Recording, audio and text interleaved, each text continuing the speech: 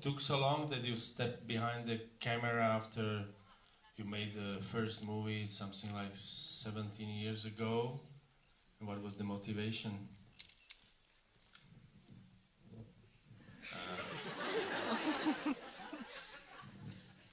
Takes a long time to direct a film. It's not just 3 weeks or 6 weeks or 6 months. It's a year and a half at least.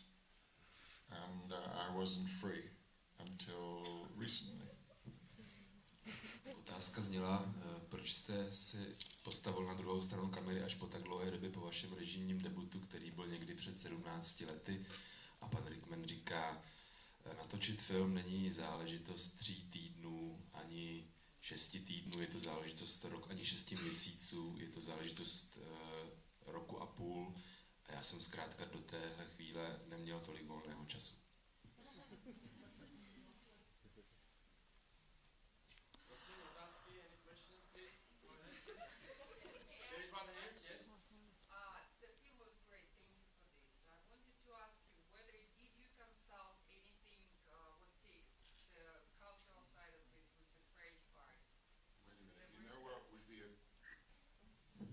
Here is a good idea.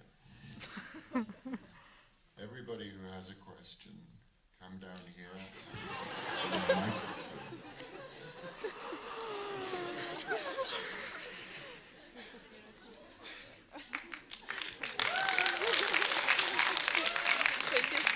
Ještě než začněte, tak mám takový nápad. Každý, kdo se bude chtít na něco zeptat, tak přijde sem dolů a my vám půjčíme mikrofon.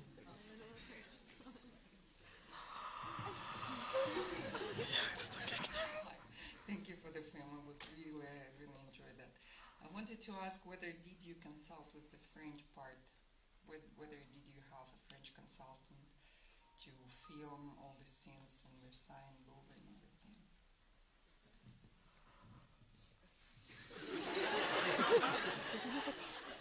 Děkuji vám za úžasný film a chtěla bych se zeptat, jestli jste měl nějakého francouzského konzultanta, který by vám poradil s natáčením těch scén v Louvru a tak dále z francouzského kulturního hlediska. No, not particularly, although I went to Versailles with Kate and Ellen Kuras, the DP, and as a result of that visit, some things went into the film. Vlastně ani ne, ale byli jsme navštívit Versailles s Kate a se svým kameramanem a díky této návštěvě se některé věci pak promítly do toho výsledného filmu. So for example, right at the beginning, when there are the doors open and there are a group of courtiers, that's because we discovered that every night when Louis went to sleep, there were maybe 80 people watching him sleep. Takže třeba hned v úvodu toho filmu, jak se otevřou ty dveře a tam stojí hromada portýrů, tak to jsme do toho filmu dali protože jsme zjistili, že ve skutečnosti, když Ludvík XIV. Usnul, tak ho sledovalo zhruba 80 lidí. And then he would wake up at 2 o'clock in the morning and send 60 of them away. And 20 would have to watch him sleep the rest of the night.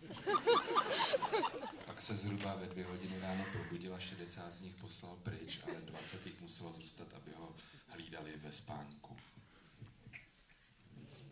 But with a film like this, of course, you rely on your team, and I had fantastic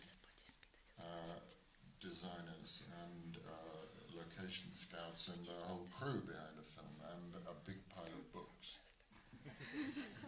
Ale při natáčení filmu, obzvláště takovéhoto filmu, se samozřejmě musíte spolehnout na tým. Já jsem měl úžasný tým výtvarníků, lidí, kteří vyhledávali lokace, a pak jsem samozřejmě měl ještě pomocníky v podobě asi takhle vysokého štosu knih.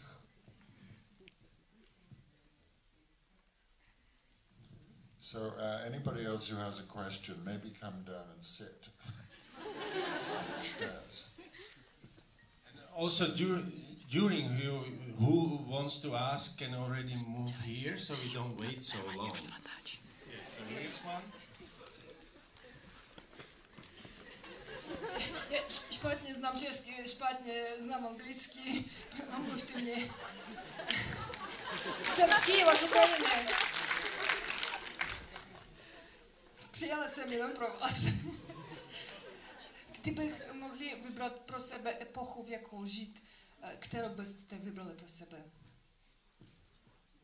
Came especially for you, and if you could choose an epoch in which to live, which one would you pick? I think you have to live in the present. It may be difficult, but you have to live now. Myslím, že člověk musí žít v přítomnosti. Není to vždycky lehké, ale člověk prostě musí žít teď a tady, teď a tady.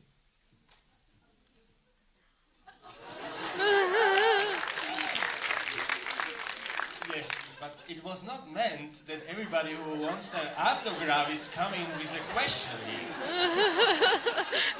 To nebylo myšleno, že teď kdo chce autogram sem přijde se něco ptát.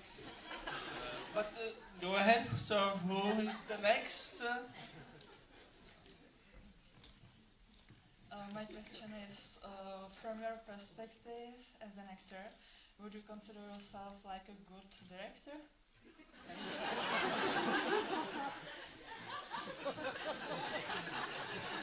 Z vaší perspektivy, a vy jste především herec, oznámkoval byste sám sebe jako dobrého režiséra? Well, you'd have to ask the actors that. All I know is that as an actor being a director, I work in a way that I often wish directors would work. In other words, I ask the actors for their opinions all the time, and I involve the actors. It's like a marketplace of ideas. Tak to byste se asi musela zeptat přímo herců, které jsem měl na povel, ale co mohu říct jako herec, který občas režíruje, že režíruju způsobem, jakým bych si jako herec přál, aby mě režiséři režírovali. To znamená, že hodně naslouchám hercům a na tom natáčení je to vlastně takové tržiště nápadů.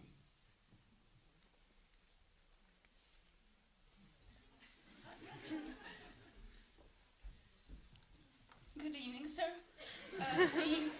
Seeing Mrs. Kate Winslet waiting through her way through bushes, filmmakers often say that don't work with animals and children. So how do parents stay in all of that? And also, what is the part you enjoy most of when directing? Is it giving orders, perhaps?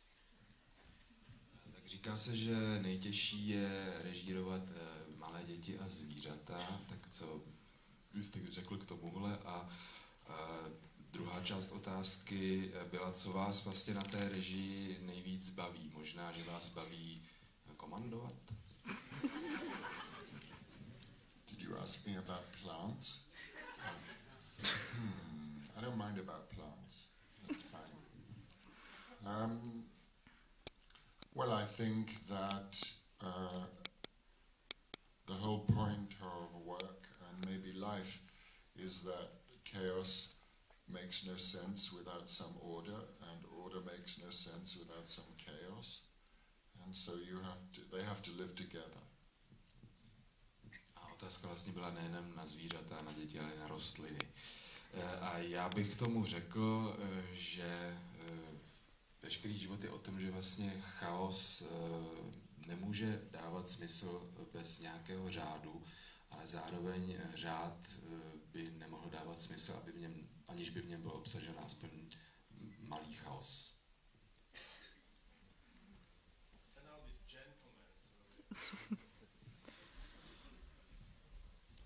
So, good evening to you, gentlemen, and I thank you for the wonderful opportunity to watch your movie with your presence here. And my question is about the story itself.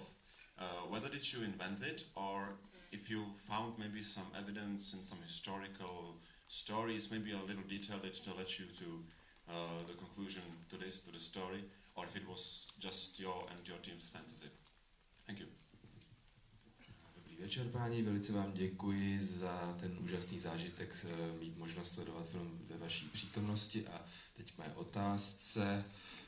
Ten příběh je zcela smyšlený, anebo možná jeho základem byla nějaký historický detail, nějaká drobnost, která se skutečně stala a z níž potom vznikl ten příběh?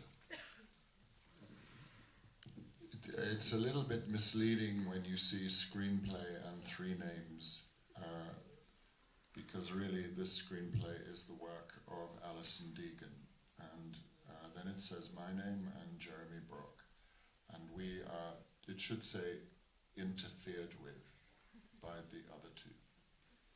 Tak ono je vždycky trošku matoucí, když si přečtete titulek scénář a pak tam vidíte 3 jména, ale on scénář je většinou opravdu dílem jednoho scénáristy a tento scénář je dílem Alison Deaganové a potom tam ještě čtete mé jméno a jméno Jeremyho Brooka, ale u našich jmen by měla být poznámka, že jsme jí do toho fušovali.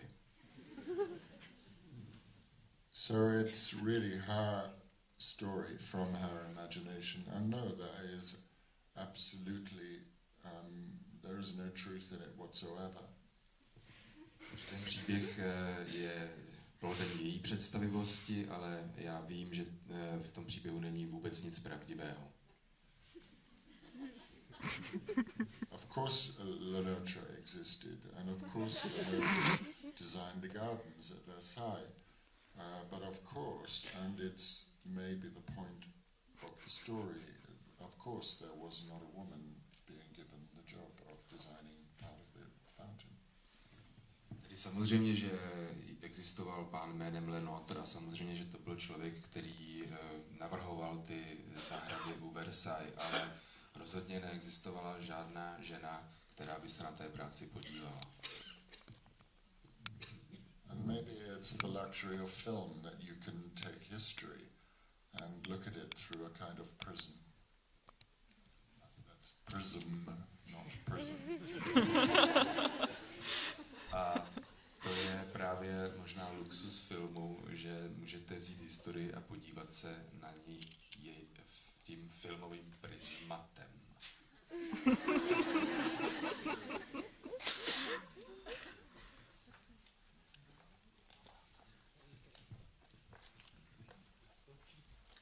At first,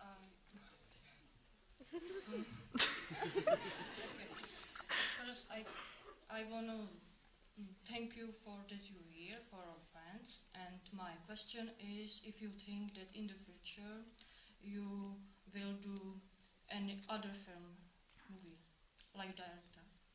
I'm sorry for my English. Sorry.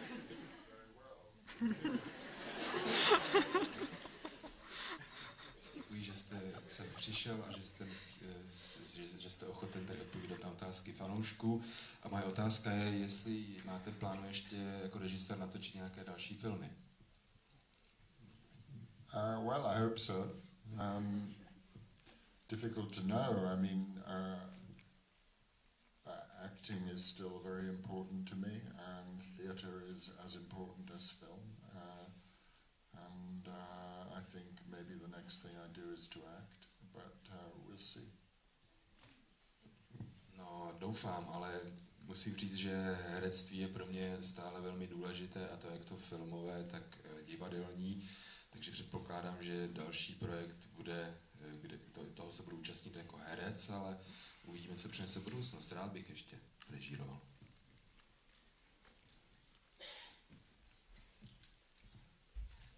Good evening. At first I want to say that I was dreaming about meeting you since I'm 14 years old. And I have 2 questions. What's your favorite plant? And what's your favorite Harry Potter book? Nejprve bych chtěla říct, že jsem opravdu sněla o tom, že se s vámi setkám od doby, co mi bylo 14. A teď otázka, která má 2 části. Co je vaše oblíbená rostlina a která z knih ze ságy o Harry Potterovi je vaše nejoblíbenější? I'm not going to answer either of those questions.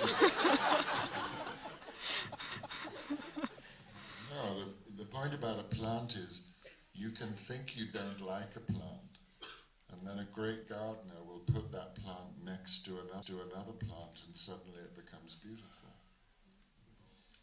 Myslím si, že asi neodpovím ani na jednu z těch otázek, ale když už jsme u těch rostlin, tak vy si třeba můžete jako člověk domnívat, že nějakou rostlinu nemáte rád, že se vám nelíbí, ale potom přijde skvělý zahradník a tu rostlinu umístí jiný rostliny a najednou je krásná. Harry Potter only makes any sense through all of them.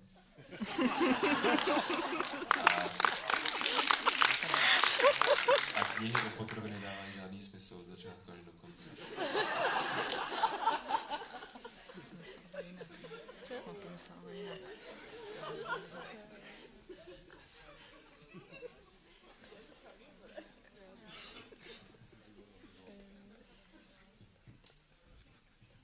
I just want to say that it's great to have you here and to see you in real life. And I want to ask, how do you like it here in Czech Republic?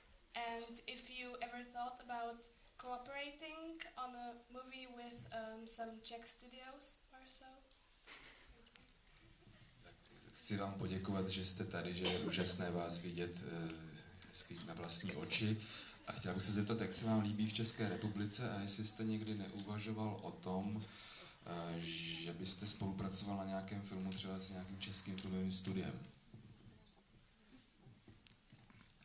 It's great for me to come to Prague finally. It's taken a while, and I don't know, I mean, I'm sure you know your history, but for those of us in England, 1990 in Wenceslas Square was a very important time. And so we celebrated with you and for you what was happening. And we tried to come here then, but I was very happy in a way to find out that we couldn't get a hotel room and we couldn't get a plane ride. Otherwise we would have been here on New Year's Eve that year.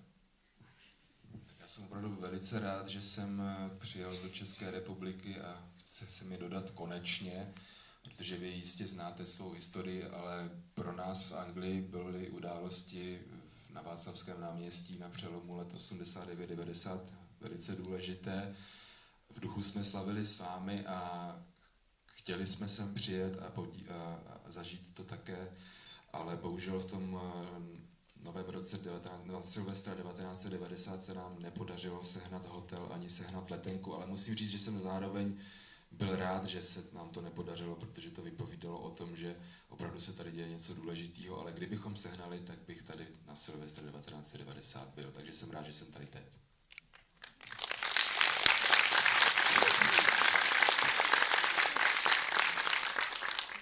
It's scary to look at so many of you and think you don't know what I'm talking about. To je trošku strašidelné dívat se, že vás tady tolik a nevíte, o čem mluvím.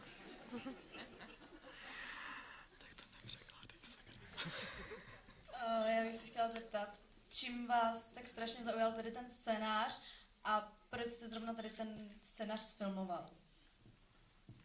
What was that interested you in this screenplay and why did you decide to direct this screenplay?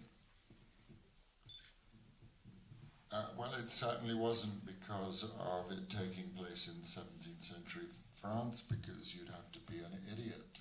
Yeah, I'll do that. Because that's so difficult. Tak rozhodně to nebylo to, že se to odehrává ve Francii v 17. století, protože aby si člověk řekl, no pane, no, tohle to bych hrozně rád udělal, to by musel být opravdu hlupák, protože je to hrozně náročné. It's beautiful writing. I hope it translates properly, but it's beautiful, fresh writing. And also, essentially, what I like is the relationship between Sabine and Lenôtre, because it's complex and original. It's about two people who have to discover who they are individually before they can come together. Tak mě Mně se na tom scénáři líbil způsob, jak byl napsaný. Doufám, že se mi podařilo to přetlumočit na filmové plátno, protože to bylo napsané takovým originálním, pro mě čerstvým způsobem. A pak mě samozřejmě také zaujal ten ústřední vztah mezi Sabine a tím panem de Notre, protože na něm bylo zajímavé, že jsou to vlastně postavy, které nejprve musí každá zjistit, kdo vlastně je, aby mohli být spolu.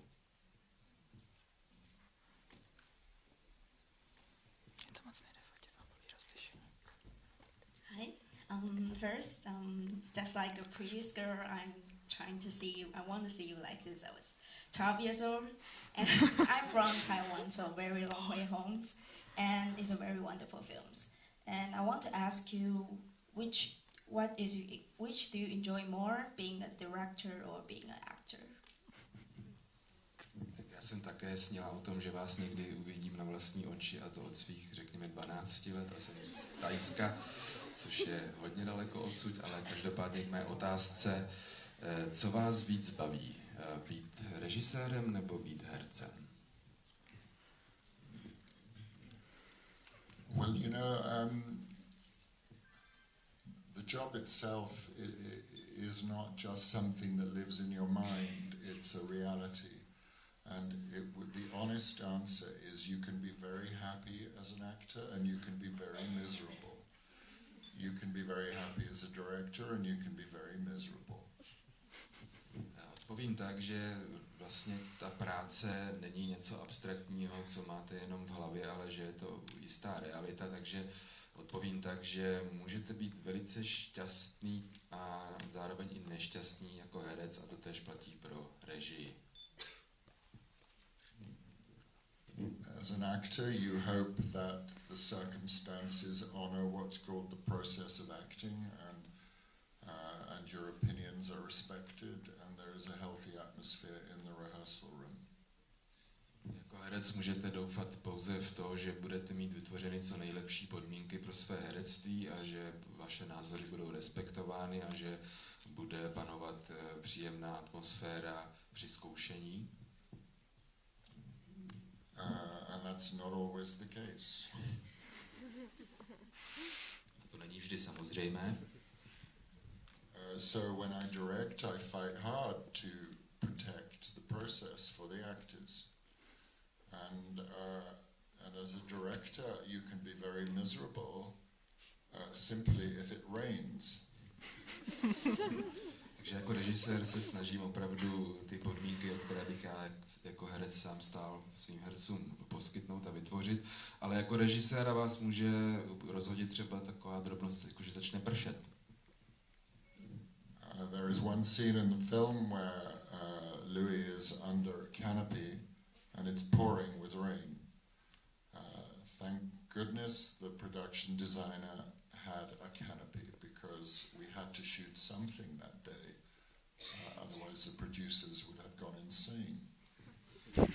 Je tam třeba scéna, kdy Ludvík XIV. Stojí pod takovým baldachínem a tam je vyložený slejvák a já jenom můžu říct díky bohu, že náš výtvarník byl natolik předvídavý, že tam takový baldachín měl, protože my jsme ten den zkrátka něco natočit museli, jinak by se producenti zbláznili. And we knew it was going to rain all day, and so very early in the morning the producers are looking at me and saying, so what are we going to shoot? And we don't have anything interior to shoot. So the production designer James Merrifield said, let's move the canopy. And that's just another historical inaccuracy, because if it was raining that much, Louis XIV would look out of the window and say, I'm not going out there.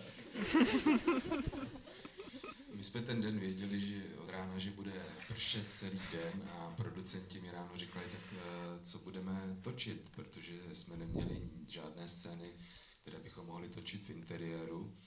A tak výtvarník právě přišel s tím nápadem, s tím baldachidem, což ale zase za druhou stranu je další historický nesmysl, protože kdyby Ludvík XIV.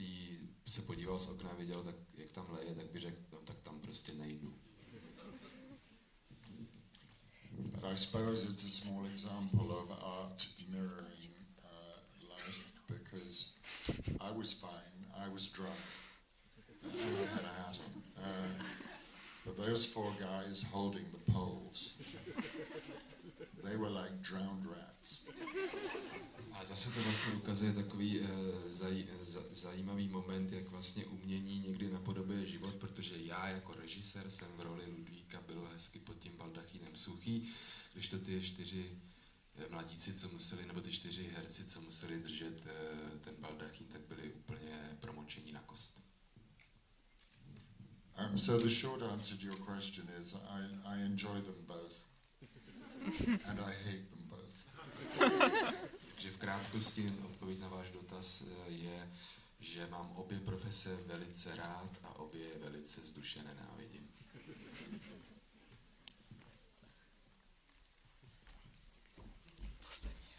Good evening. I'm sorry, my English is very bad. Then I must ask you in Czech. Okay? Chtěla bych se zeptat, jestli je lepší divadelní hra a nebo hra ve filmu a jaký je jeho nejoblíbenější film, ve kterém hrál. And as an actor, do you prefer a theater playing or acting for movies? And which one of your movies in which you acted is your favorite?